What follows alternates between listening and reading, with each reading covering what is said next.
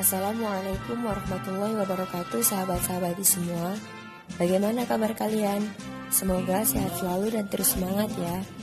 Perkenankanlah, saya Putri Nurul Rahmawati dari anggota Kopri Komisariat Kebayoran Lama Cabang Jakarta Selatan untuk memaparkan materi tentang konsep gender. Istilah gender dimunculkan oleh para ilmuwan sosial untuk menjelaskan mana perbedaan laki-laki dan perempuan yang bersifat bawaan atau kodrati merupakan ciptaan Tuhan, dan mana yang bentukan budaya yang dikonstruksikan, dipelajari, dan disosialisasikan.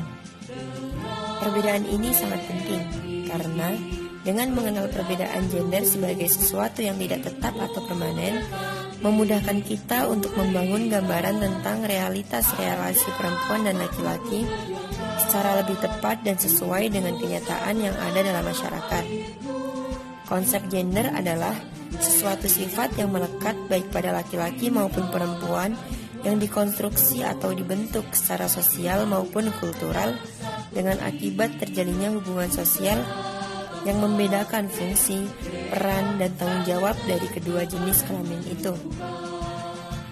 Gender bukanlah kodrat atau ketentuan Tuhan, dan karenanya berkaitan dengan proses keyakinan tentang bagaimana seharusnya laki-laki dan perempuan diharapkan untuk bersikap, bertindak, dan berperan sesuai dengan ketentuan sosial dan budaya di mana mereka berasal.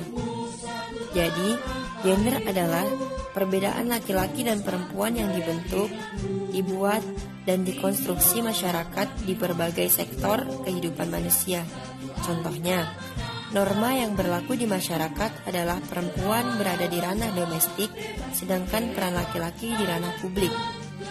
Hal ini pada suatu waktu atau kondisi tertentu sangat mungkin untuk dipertukarkan. Sehingga kata gender harus dibedakan dengan kata seks atau jenis kelamin. Pengertian jenis kelamin merupakan persifatan atas pembagian dua jenis kelamin manusia yang ditentukan secara biologis dan melekat pada jenis kelamin tertentu.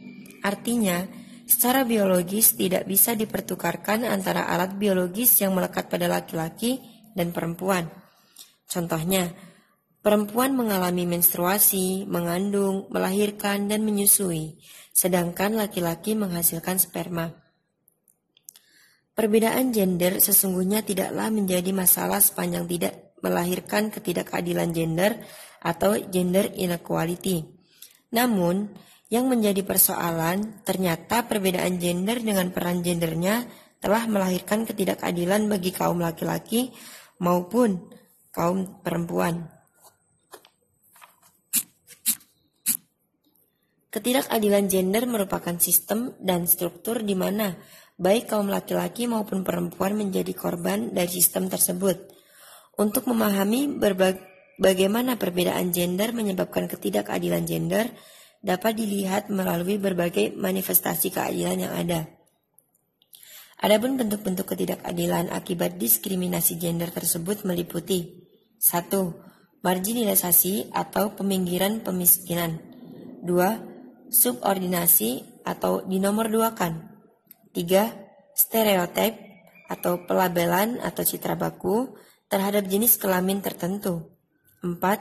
Violence atau kekerasan, baik kekerasan yang bersifat fisik maupun non-fisik, seperti pelecehan, pemaksaan, dan ancaman. 5. Double burden atau beban ganda.